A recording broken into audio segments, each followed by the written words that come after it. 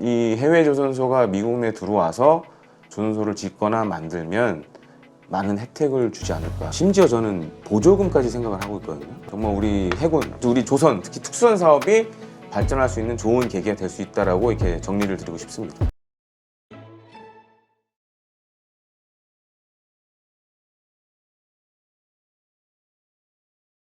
자, 이번에 트럼프가 당선되고 이제 우리 대통령과 이제 통화를 하면서 조선업에 대한 협력 이 얘기가 나왔어요. 그러면서 뭐 한국의 조선주 관련해서 뭐 아주 급등들이 일어났고 했는데 지금 그러면서 알게 된 사실이 미국의 해군 전력이 중국에게 상당히 위협을 받고 있다. 양적으로도 그렇고 이런 이야기들이 좀 나오고 있거든요. 지금 일단 미국의 그 해군 전력이 중국과 비교했을 때 어떻습니까?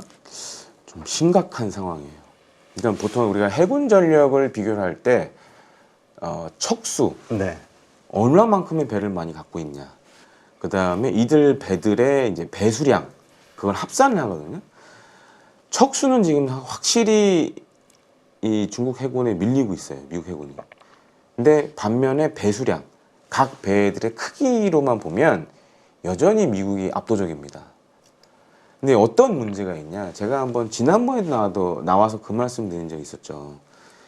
27년, 28년이 이 중국의 대만 침공 가능성이 높다. 그렇죠. 네. 그래서 사실 지금 미군의 뭐 미 육해공 해병대 할 거 없이 여러 준비들을 하고 있어요. 근데 가장 큰 문제가 아시다시피 이 중국과 대만은 바다를 끼고 있죠. 그러니까 이 바다에서의 전쟁이 향후 미중 간에 정말 충돌이 일어난다면 바다에서의 전쟁이 모든 거를 판가름할 겁니다. 근데 문제는 지금 중국 해군은 사실 홈그라운드에서 하는 전쟁이고, 그렇죠. 네, 가까우니까. 네, 홈그라운드에서 하는 전쟁이고, 미국은 본토에서 나와서 어떻게 보면 이제 전진 기지에서 하는 전쟁을 수행해야 되거든요. 그러다 보니까는 지금 사실 빨간불이 들어왔어요. 그러니까 이제 몇 달 전에 미 해군 참모총장이 이런 얘기를 했거든요. 앞으로 향후 몇 년 안에 이 가동률 관련돼서 그러니까 전투에 임할 수 있는 가동률이 85% 이상은 돼야 된다. 그런 얘기를 했어요. 의미심장한 얘기를 했어요. 그러니까 거의 전투에 투입될 수 있는 최상의 조건을 빠른 시간 내에 갖춰야 된다. 라는 얘기를 지금 할 정도로 굉장히 미 해군은 다급한 상황입니다. 지금. 이 전력의 차를 어떻게 극복해야 되느냐. 근데 참 그 우리 소위 태평양 전쟁의 승자이기도 하고 어쨌든 미국의 항공모함 뭐 세계 최강이라고 우리가 떠올리고 하니까 무슨 문제만 생기면 딱 항공모함이 파견되고 하니까 이런 그 강대국에서 왜 해군 전력이 이렇게 펑크가 났을까 이런 의문이 드네요. 그렇죠. 그렇게 생각을 많이 하시죠. 그러니까 우리가 알기로도 미군 하면 천조국 그 별칭이 사실 이제 천조억에 달하는 국방비를 써서 이제 그런 얘기를 많이 했는데 사실 냉전 이후에 이제 국방비가 감소하면서 미 육해공을 할 것 없이 사실 내리막길로 걸었어요. 그리고 결정타가 뭐였냐면 이라크전, 아프간전을 하면서 전비로 많은 돈을 썼어요. 뭐 물론 이제 아직도 세계 최강의 전력 갖고 있지만 이라크전, 아프간전 하면서 전비의 대부분을 전쟁 수행하는데 많이 썼고 그러다 보니까 이제 탈이 나기 시작한 게 뭐냐? 특히 미 해군 같은 경우에는 냉전 이후에 이 해군 정비창에 대한 투자를 거의 못했어요. 특히 미 본토에 있는 정비창에 대한 투자를 많이 못했어요. 정비창이라는 게 이제 결국 우리 그 정비할 수 있는 조선소. 그렇죠. 그러니까 도크라든가 그 다음에 이 배를 고치거나 하는 여러 이제 기자재들이 필요하지 않습니까? 그렇죠. 거의 투자를 못했어요. 사실 엉망이에요 지금. 그래서 요새 그 트럼프 대통령 당선자 신분으로 윤석열 대통령이 전화해가지고 조선업을 언급한 게 이게 어떻게 보면 지금 미국 사정을 얘기해 주는 걸 수도 있습니다. 그만큼 조선업이 열악하다. 시급하고 다급하다. 그러니까 물론 이제 이게 트럼프 대통령이 언급한 거는 제가 봤을 때는 일반적인 뭐 우리가 알고 있는 유조선이라든가 뭐 이런 그런 배 얘기는 아닌 것 같고 일단 군함으로 저는 보는데 전투함으로 보는데 지금 이제 트럼프 일기 행정부 때 사실은 355척의 전투함을 보유하겠다라는 네. 계획을 세웠었어요. 근데 이제 4년 임기였잖아요. 근데 그 계획을 세운 데만 3년 넘는 시간이 걸렸어요. 그래서 22년에 나가기 전에 이 계획이 만들어졌거든요. 네. 그래서 이제 그 다음에 바이든 행정부로 넘어갔는데 이제 더 큰 문제가 하나 생겼죠. 무슨 문제냐? 코로나19. 그러면서 기존에 이제 미국의 이제 구축함 이상, 그러니까 구축함, 뭐 순양함, 그 다음에 항공모함, 뭐 강습 36함, 잠수함, 핵잠수함, 그 만든 업체가 두 군데가 있습니다.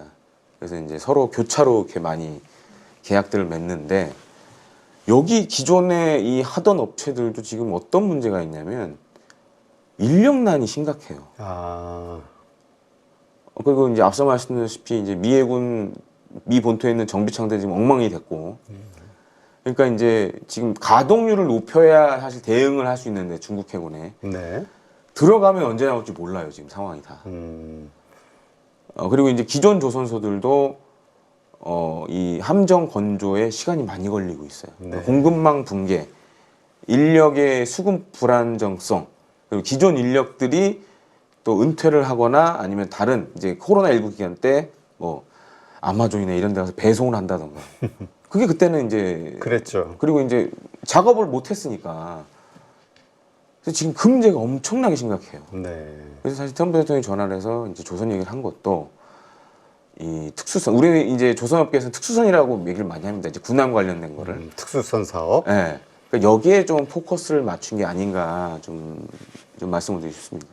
근데 이제 그 이후에 한국에서 많은 분들이 기대하고 있는 게 이제 MRO 사업이잖아요. 그 말씀하신 정비창. 근데 더 나아가서 건조까지 할 수 있을 것이냐. 네. 그 다음에 근데 거기에 또 존스법이라는 게 있어서 미국 내에 어떤 그 조선소가 없을 경우에는 그게 또 안 되는 것 같은데 네. 하면서 막 여러 가지로 복잡해요. 아, 그래서 지금 이제 2기 행정부가 출범하게 되면 1기 때 못했던 이 355척 계획을 본격화할 겁니다. 근데 이게 355척 계획이라는 게 잘 보시면 트럼프 대통령이 과거 레이건 대통령 흉내를 많이 내요. 이 355척 계획도 사실은 과거 레이건 대통령 시절에 600척 계획이 있었어요. 그래요? 네, 그래서 미 해군의 전투함을 600척을 만들겠다. 그래서 그때 막 어마어마한 건함 건조 계획을 막 발표를 하고 진행을 했었죠. 그래서 아마 그런 식으로 355척 계획을 밀어붙일 겁니다.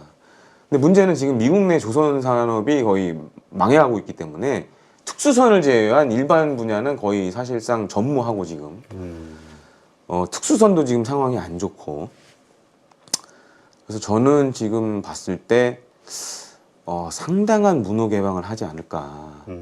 심지어 저는 보조금까지 생각을 하고 있거든요. 아, 우리 2차 전지나 반도체처럼 거기다 조선소 짓고 뭐 이러면은 보조금을 줄 수도 주겠다. 있다. 그리고 트럼프 2기 행정부가 지금 생각하는 것 중에 하나가 사실 많은 전통적인 제조업을 중국에 뺏겼잖아요. 그렇죠. 그걸 다 가져오겠다라는 거거든요. 그러니까 이제 미국이 산업이 고도화되면서 이제 기존 제조업들이 다 해외로 나갔었잖아요. 이걸 다시 다 가져오겠다. 그러니까 새로운 기술도 미국이 앞서지만 이걸 뒷받침하려면 전통적 제조업이 있어야 된다라고 지금 생각을 하고 있거든요. 그리고 트럼프를 지지했던 많은 사람들이 사실 전통적 제조업에 몸담았던 사람들이고, 그런 측면에서 미국 내 조선 산업을 살리려면 해외 업체들이 가서 조선소를 만들거나 인수하거나 해야 되거든요. 그러니까 기존에 있는 미국 조선소들은 그런 여력이 거의 없습니다. 그래서 그런 측면에서 뭔가 큰 방향 전환을 좀 하지 않을까 좀 이렇게 보고 있습니다. 네.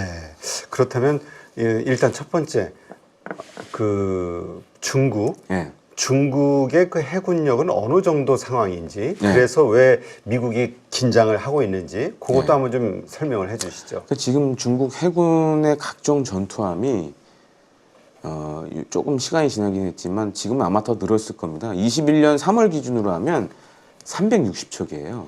근데 반면에 미 해군은 297척밖에 안 돼요. 근데 중국 해군은 홈그라운드에서 하죠. 일단 기본적으로. 그리고 해군들은 삼직제로 들어갑니다. 삼직제가 뭐죠? 그러니까 배 세 척을 기준으로 놓고 한 척은 작전 나가고 이건 우리 해군도 똑같습니다. 한 척은 해군 작전을 뛰고 한 척은 항구에 대기하고 있고 나머지 한 척은 정비를 받아요. 왜냐면 배는 수리를 해야 되니까 보통 삼직제로 들어가요. 다 어느 나라 해군이든 그게 조금 이제 좀 각박한 경우에는 이직제까지도 하는데 그렇게 제가 이제 계산을 해 보니까 뭐 이제 구축함만 봤을 네. 때 이 지금 이제 중국 해군 같은 경우에는 한 맥시멈 20여 척이 삼직제로 계산했을 때 작전을 뛸 수가 있어요. 근데 반면에 미국 해군은 지금 이 이지스 구축함이 한 70척이 넘습니다. 네. 근데 삼직제로 해보면 실제 가용하는 수 있는 구축함은 많아야 20여 척이에요. 아, 그래요? 근데 그 20여 척이 전 세계를 상대로 다 뛰어야 돼요. 반면에 중국 해군은 똑같이 20여 척이 있지만 거기서만 태평양 지역에서만 하면 되는 거고. 그러니까 이게 전력의 집중도가 확실히 앞서는 거죠. 지금 그 문제가 굉장히 큽니다. 네. 그래서 미 해군 참모총장이 뭐 이제 85% 얘기하는 게 척수가 안 되면 가동률이 높아야 되거든요. 이제 이런 것까지 이제 꺼낼 수밖에 없는 좀 상황이 됐다라는 거죠. 그렇다면 이러한 미국의 필요에 의해서 이 특수성, 그러니까 군함, 네. 이 건조 사업에까지 우리 조선소들이 들어갈 수 있는 어떤 기술력 네. 이런 것들이 충분하다 이렇게 보시나요? 그러니까 좀 두 가지로 나눠서 좀 설명을 드려야 될 것 같아요. 첫 번째는 이제 MRO 사업. 요즘 많이 관심 갖는 그 사업이 있을 수 있고, 그래서 지금 이제 보시면 저도 사실 요 촬영하기 며칠 전에 MRO 사업 관련돼서 이제 어느 업체 조선소를 실제로 갔다 왔거든요. 네. 근데 갔는데 좀 놀랬던 게 뭐냐면 지금 미 해군 같은 경우엔 단순히 함정의 수리만 생각하는 게 아니라 이제 이게 미국 배다 보니까 안에 이제 뭐 중요한 거 교체하고 하는 게 다 미국제로 해야 됩니다. 미국에서 만든 배이기 때문에. 네. 근데 지금 미 해군의 생각은 뭐냐면 그 안에 들어가는 부품도 좀 한국에서 만들어서 넣었으면 하는 생각까지 갖고 있어요. 그러면 이제 우리한테 어떤 이익이 생기느냐? 함정의 수리 유지 보수도 하지만 그 안에 들어가는 부품도 메이드 인 코리아가 들어간다는 거죠. 아, 그러면은 이게 엄청난 그 MRO 생태계가 형성이 되는 겁니다. 그러니까 그거는 사실 기존에 우리가 생각했던 MR하고는 좀 차원이 많이 다르거든요. 그리고 지금 이제 향후에 추가로 이제 나올 지금은 이제 MRO 사업은 우리 지금 조선소에서 하는 MRO 사업은 잘 보시면 전투함은 아니에요. 네. 싸우는 배는 아니고 싸움을 지원하는 배 위주로 하고 있습니다. 근데 이제 뭐 여기서만 제가 말씀드리는 거지만 지금 미 해군이 생각하는 것 중에 하나가 아까 제가 이제 미 해군 이지스 구축함 얘기를 했는데 네. 이것도 지금 아시아 동맹국에서 할 생각을 하고 있어요. 아, 그래요. 가장 그 첨단 네. 네, 기술이 필요한 배인데. 네, 그래서 이것도 시범적으로 빠르면 내년에 그 사업이 나올 수가 있다라는 전망들이 나오고 있더라고요, 보니까. 그래서 그렇게 되면 우리나라도 이제 미 해군의 그런 이지스 구축함을 어쩌면 이제 유지 보수 관리를 할 수 있겠다. 또 그런 새로운 시장이 생길 가능성도 높고, 근데 이제 이 지금 인도 태평양 지역에서 미 해군의 이지스 구축함을 MRO할 수 있는 나라는 딱 두 나라밖에 없습니다. 일본하고 한국밖에 없어요. 왜냐면 일본, 한국은 이지스 구축함을 건조한 경험이 있어요. 네. 그래서 이제 이 두 나라가 우리나라하고 일본이 이제 아마 대상이 될 것 같은데 그 사실은 이제 물밑에서 많은 작업들이 이루어지고 있고 이제 일본하고 경쟁하겠네 또. 예, 가장 큰 문제는 일본과의 경쟁이죠. 지금은 우리나라 이제 조선소 뭐 제가 특정 업체 말씀드리기 좀 애매한데 지금 이제 군수 지원함이라든지 뭐 유류 지원함 이런 거 위주로 하고 있는데 향후에 잘하면 우리가 정말 열심히 한다 그러면 이제 이 칠함대 요 지금 동아시아 뭐 그 동남아시아까지 커버하는 이 미 칠함대의 전투함들도 잘하면 우리나라 조선소가 또 MRO 사업을 할 수 있다. 다만 이제 일본과의 경쟁이 굉장히 좀 치열할 것 같은데 그런 것도 하나가 있고 두 번째로는 이제 아마 이제 군함 건조 관련돼서도 우리 조선소가 할 부분이 분명히 있을 것 같아요. 네. 그래서 지금 이제 요건 뭐 언론에 나온 거기 때문에 하나오션이 사실 이제 미국의 필리 조선소를 인수했잖아요. 그랬죠. 제가 봤을 때는 굉장히 좀 일찍부터 좀 큰 그림을 그린 게 아닌가. 왜냐하면 제가 이제 이지스 구축함 말씀드렸는데 이지스 구축함 이상 되는 그 큰 전투함들은 사실은 해외 업체가 하기 어려워요. 그래요? 예, 그러니까 여러 가지 이제 미국 내 문제들 때문에 쉽지는 않아요. 근데 네, 아니 그 전에 네. 이 배 우리가 이제 네. 구축함 이 배의 순서 크기. 네. 그러니까 보통 이제 미 해군 같은 경우에는 호위함, 네. 구축함, 순양함 뭐 이런 순으로 배가 이제 크기가 이렇게 됩니다. 그래서 호위함 같은 경우에는 뭐 3, 4천 톤급, 구축함 같은 경우에는 뭐 많게는 뭐 7, 8천 톤급 이렇게 되고 하는데 순양함은 이제 점점 없어지는 추세고.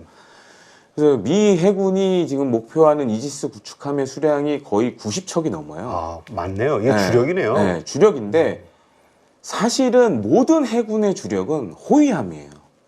그래요? 네, 우리나라도 마찬가지입니다. 호위함이 제일 많습니다. 그래서 과거에 미 해군이 이제 호위함이 가장 많았을 때가 한 70여 척이 됐었어요. 네. 근데 지금 이제 미 해군이 이 연안전투함이라는 2000년 초반에 이 사업을 진행을 했는데 아주 대차게 말아먹었죠, 지금. 그래서 지금 이제 있는 배도 퇴역을 시키고 다른 나라에 팔으려고 하는 상황까지 왔는데 왜냐하면 이제 2000년 초반만 하더라도 이렇게 중국이 부상할 줄 몰랐거든요. 네. 그래서 이제 그러면은 미 해군의 호위함은 연안의 전투에 특화된 배가 돼야 된다. 그리고 일종의 이제 모듈식 장비를 이용해서 다목적으로 쓰게끔 만들어야겠다. 해서 이제 연안 전투함이라는 사업을 했는데 이 새로운 신냉전이 되면서 이 배가 굉장히 쓸모가 없어진 거예요. 그리고 이런 과거 같은 냉장고 같은 만약에 전쟁이 생겼을 때 발휘할 수 있는 전투력이 굉장히 제한되게 된 거예요. 그래서 지금 빨리 퇴역을 시키고 이제 뭐 다른 나라에 팔아먹으려고 하는데 그래서 새로운 지금 호위함 사업을 하고 있습니다. 네. 컨스털레이션급이라는 호위함 사업을 하고 있는데 문제가 뭐냐면 이거는 지금 이제 외국계 회사에서 하고 있어요. 그러니까 이탈리아의 핀칸테리라는 회사가 미국의 조선소를 사서 거기서 지금 하고 있거든요. 근데 여기도 지금 난리가 났어요. 왜 어떤 문제 생겼냐? 노동자 수급 문제. 그 다음에 각종 이제 이 군함 건조에 필요한 중요 구성품들 납기가 지연되다 보니까 예정된 시기에 배가 안 나오고 있어요. 네. 그래서 지금 미국 해군 입장에서는 아마 그리고 트럼프 행정부가 355척이 계획이 있기 때문에 그러면 더 이 호위함 같은 경우에는 척수가 빨리 많이 필요하기 때문에 문호를 확 열어줄 수 있는 거죠. 그래서 이제 저는 하나오션이 필리 조선소에 인수한 거는 좀 그런 걸 내다본 게 아니냐. 왜냐하면 이게 사실 지금 나온 문제가 아니라 몇 년 전부터 이 문제가 굉장히 많이 네. 나왔었거든요. 사실 우리나라에서 별로 관심이 없었지만 그런 측면에서 이 해외 조선소가 미국 내 들어와서 조선소를 짓거나 만들면 많은 혜택을 주지 않을까. 특히 이제 특수성 관련돼서 군단 관련돼서 특히 호위함 사업과 관련돼서 많은 지금 미 정부의 혜택이 있을 수 있고 지금은 이제 이 컨스털레이션급 호위함이 한 20여 척으로 돼 있는데 355척 계획을 맞추려면 70척 정도 만들어야 돼요, 지금. 이 비용이 장난이 아니겠네요. 근데 이게 지금 이 컨스털레이션급 호위함이 척당 가격이 최초 계획은 1조 8천억 정도 생각을 했습니다. 근데 지금 이제 물가가 다 올랐잖아요. 그렇죠. 그래서 지금 척당 가격이 2조 2천억이에요. 많이 올랐네. 네.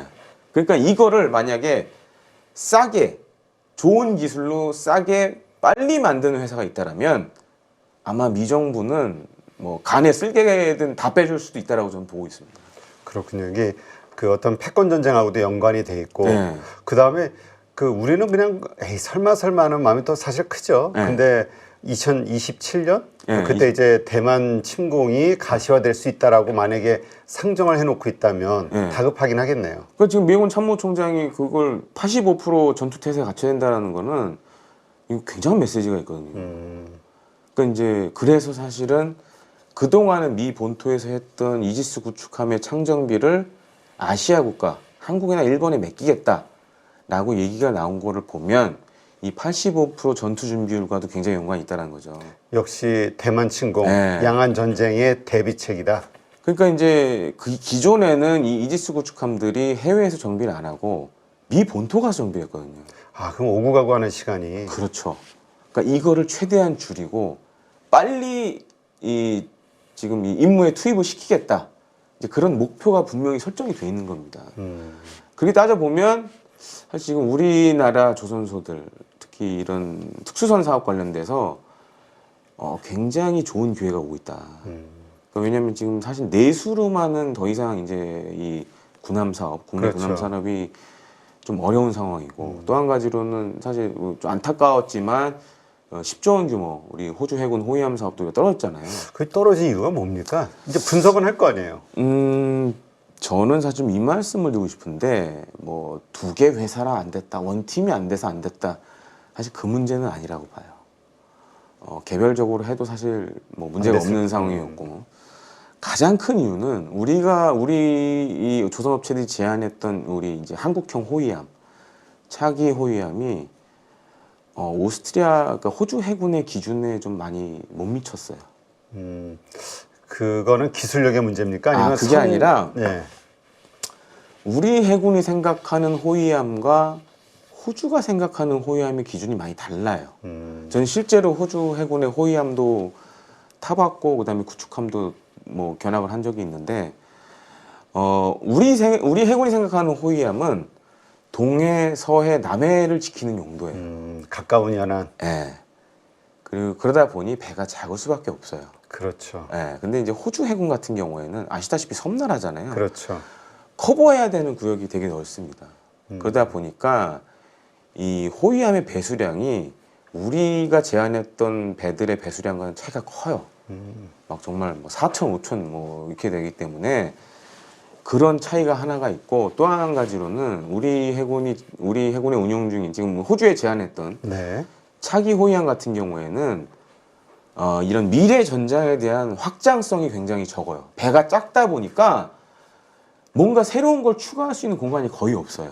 근데 이제 호주 해군이 생각했던 거는 지금 이제 미래 호위함들은 기본적으로 전투함 자체도 중요하지만 무인 체계들, 뭐 무인 수상정, 무인 잠수정 이런 것들도 같이 운용을 해야 됩니다. 네. 그러려면 그런 걸 실을 수 있는 공간이 있어야 돼요. 그러네. 네. 그러다 보니까 일본이 제안한 모가미급 호위함 같은 경우에는 해상장이 되는 이 모가미급 호위함 만 때부터 무인 체계를 같이 쓸 걸 생각해서 공간이나 수납 공간을 다 만들어 놨어요. 그래서 사실 이제 이 유력 후보 리스트에 올랐거든요. 독일도 마찬가지고 네. 굉장히 좀 여유 있는 배를 만드는 게 선택이 됐거든요. 체격부터가 좀. 그래서 사실은 이제 요즘 사실 걱정이 되는 게 뭐냐면 이게 K방산 하지만 그러면서 사실은 이제 해외 시장 같은 경우에는 굉장히 객관적인 시각으로 봐야 됩니다. 네. 왜냐면 우리만 있는 게 아니기 때문에 그렇죠. 이 그라운드에 여러 선수들이 들어가 있어요. 근데 그 선수들 중에는 우리보다 뛰어난 사람들도 많고. 근데 이번에 이제 이 사업을 보면 뭐 원팀이 안 돼서 안 됐다 뭐 이렇게 얘기를 하시는데 원팀이 아니었어도 배가 좋았다 그러면 선택을 했겠죠. 근데 제가 봤을 때는 이 배의 문제, 우리가 갖고 있는 플랫폼의 문제가 좀 크다라고 좀 봅니다. 지금 배도 우리가 보통 그 뭐라나 모듈처럼 네. 어떤 기본 틀을 찍어내는 상태에서 이렇게 그러니까 기본 틀이 있나 보죠? 우리도? 그게 아니라 이제 우리 해군은 이제 크게 두 가지로 나뉩니다. 연안 함대가 있고 네. 그다음에 이제 대양 작전을 위한 함대가 따로 있어요. 기동 함대가 따로 있어요. 근데 호위 함들은 대부분 이 연안 함대에 다 들어가 있습니다. 지역 함대에 다 들어가 있어요.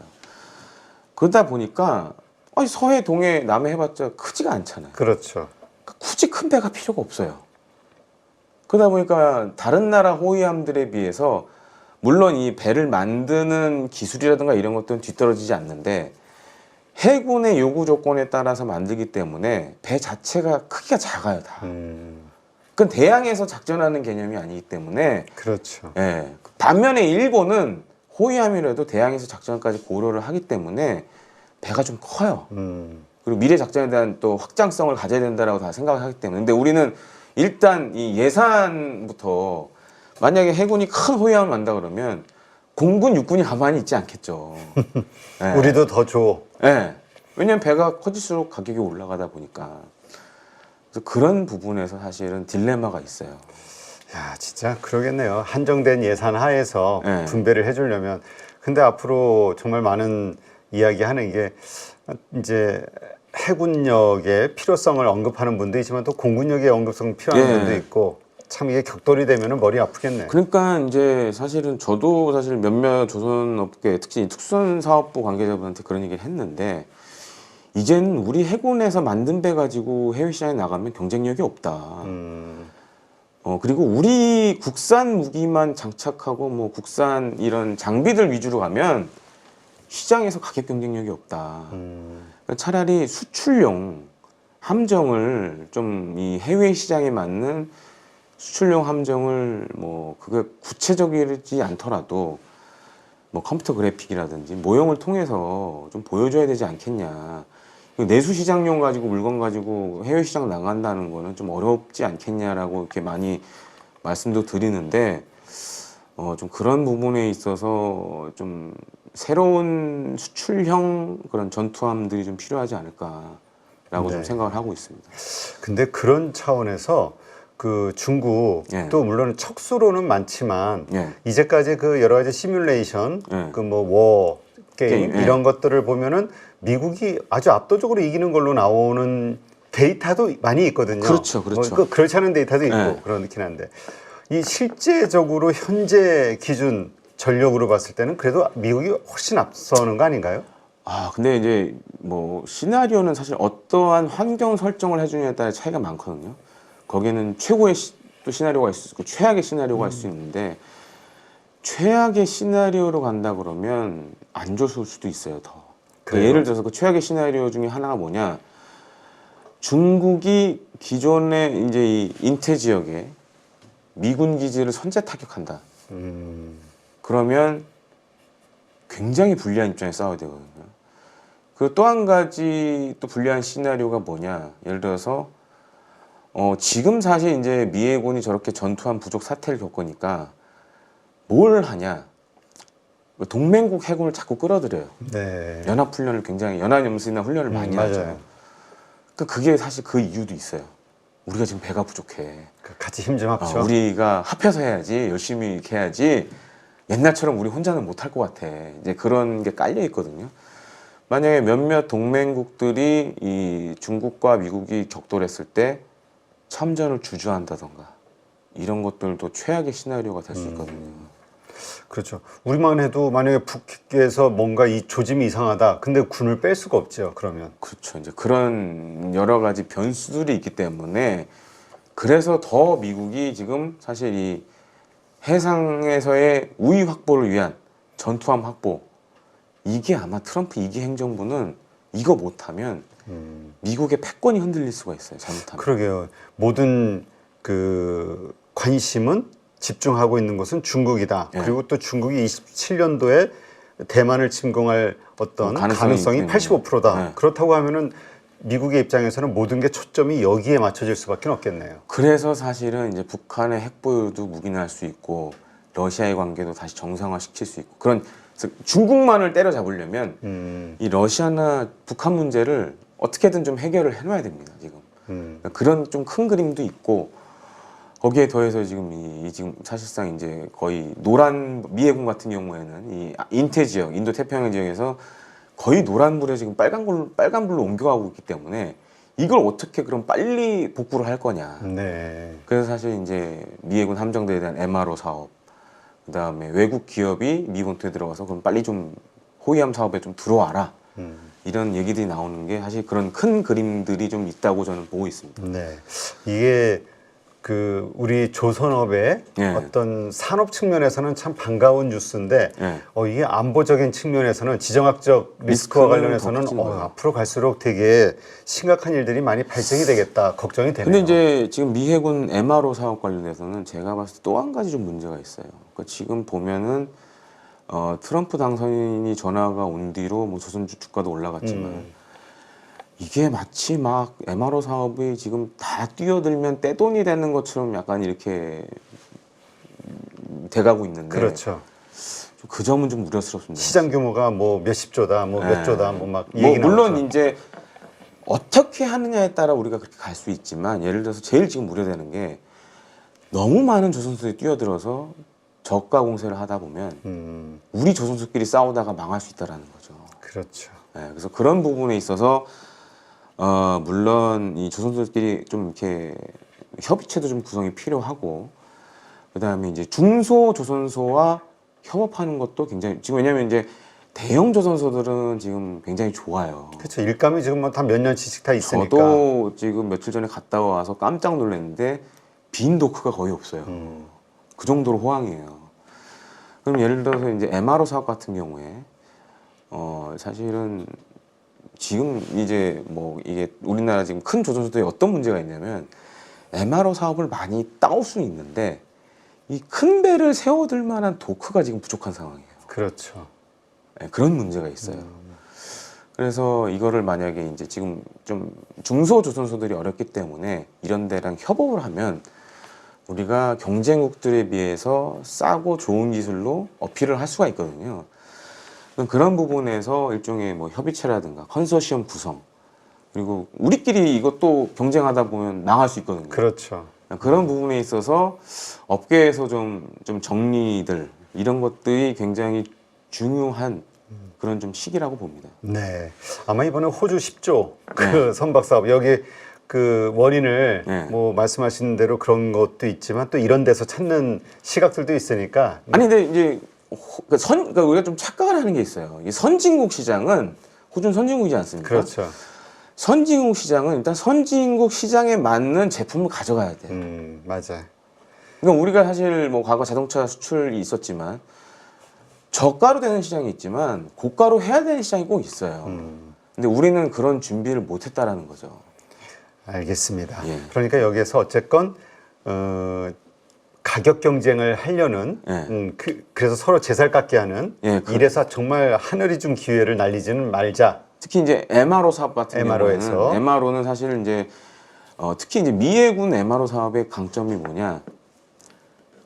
정말 그 요구하는 대로 거의 다 돈을 줘요. 아, 예, 후려치고 이런 거 없어요. 그래요? 예, 선진국 그 해군 MRO들은 대부분 다 정말 이익이 많이 남을 수밖에 없는 그런 예산을 갖고 있기 때문에 우리가 이제 제살 깎아 먹기만 안 하면 정말 우리 해군, 우리 조선 특히 특수선 사업이 발전할 수 있는 좋은 계기가 될 수 있다라고 이렇게 정리를 드리고 싶습니다. 네, 알겠습니다. 자, 이제까지 김대영 군사평론가와 함께했고요. 방송을 보시는 분들 국제 정세, 그 다음에 또 이 조선업 섹터와 관련된 산업 이해 참고되셨으면 좋겠습니다. 함께해 주신 김대영 군사평론가님 고맙습니다. 감사합니다.